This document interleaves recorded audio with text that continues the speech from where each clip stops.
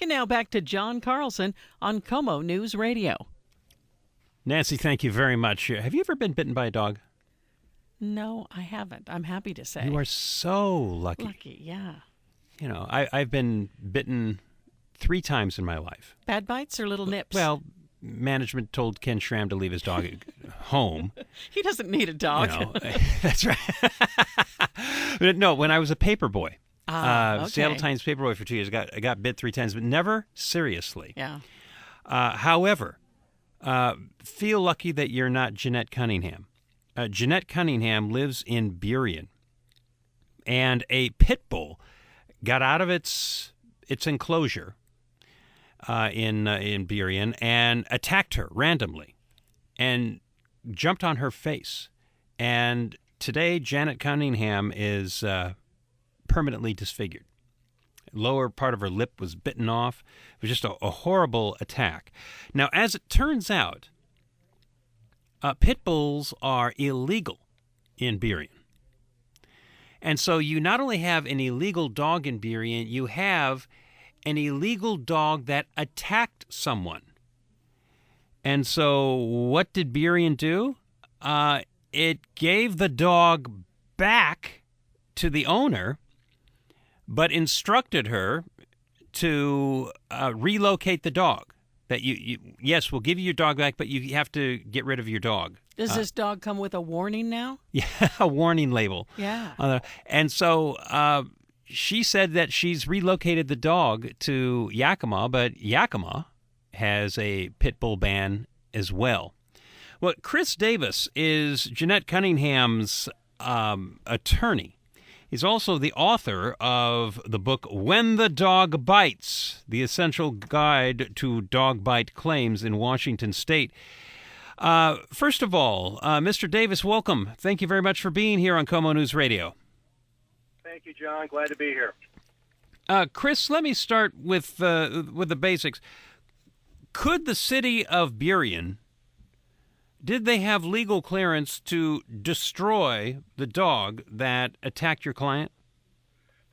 Well, the city of Burien was following its own dangerous dog ordinance or policy that the council had enacted. And frankly, I was very surprised to learn, and we learned this, the day before yesterday, that the ordinance or the policy that the city has enacted does not allow the city to destroy or euthanize a dangerous dog. All it allows is for the city to ban that dog from the city limits. Now, why is that? I thought that every city and or county, covering unincorporated areas, had the right to destroy a dog that had attacked and seriously injured a child or someone else. I was in the same boat. And yesterday at the appeal hearing that the dog owners had requested, I asked the city attorney, what is going on here? This doesn't make sense to essentially release a dog that seriously maimed a human being. And after the city had already determined that it was dangerous, why is the city now releasing that animal back to the owner so the dog can be exposed to more of our citizens? And he couldn't give me an answer. He just simply said that that's the law and that's what we're following. Well, in your opinion, is the city so the problem might be a flawed law, not flawed policy follow through by the city of Burien? What was the city attorney following the law? Would he have been, or would he have been breaking the law if he authorized the destruction of the pit bull? That's a good question. I didn't analyze the city code language in detail, but the city attorney did inform me that he believed that the ordinance did not give the city authority to euthanize the animal. Okay. Take us back to what happened to Jeanette Cunningham, your client.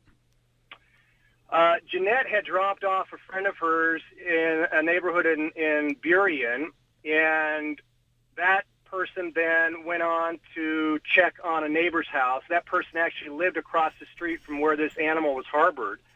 After her friend left to go check on the neighbor's home, Jeanette gets out of her vehicle and is standing in the street, walking across the middle of the street, when out of nowhere, this large pit bull mix terrier attacks her, jumps her, and as it jumps, Jeanette just turns to see the animal's face right in front of her face, and the dog's jaws latch onto her face and managed to cut her nose significantly, and also grabbed a large chunk of her lower lip and ripped it off. Yeah, bit off her lower lip.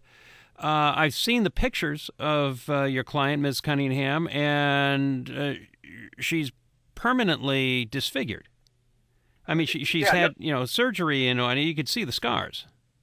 There's no question. I mean, this is a horrific attack, and what the surgeons did is that they basically connected the ends of each side of that large wound. I mean, when she was bitten, you can actually see her gums and lower teeth exposed. The owner of the dog, a young woman named Gabriela Garcia, what was her reaction to this? Well, she appealed the city's determination that the dog was dangerous and the dog should be banned from city limits. So she requested an appeal, and the hearing was held yesterday where the hearing examiner took testimony.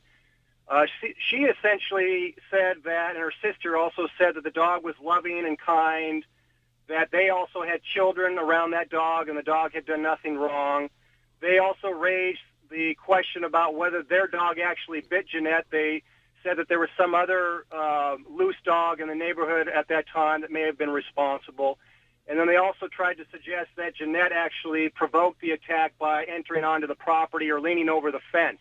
So in other words, our dog didn't do it. Oh, and if our dog did do it, you must have done something to provoke it.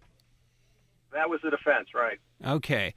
And you are suing the owner and her father. Young woman probably doesn't have a lot of resources, for the cost of your client's medical expenses.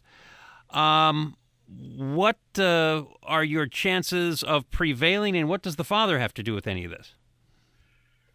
Well, the father owns the property, and if the dog was harbored on that property, as we know it was, then he is considered an owner of that animal as well under the language of the statute. Okay. The suit, we're seeking that the large majority of the damages are going to have to be to cover the past and future medical expenses that Jeanette has incurred and will incur in the future.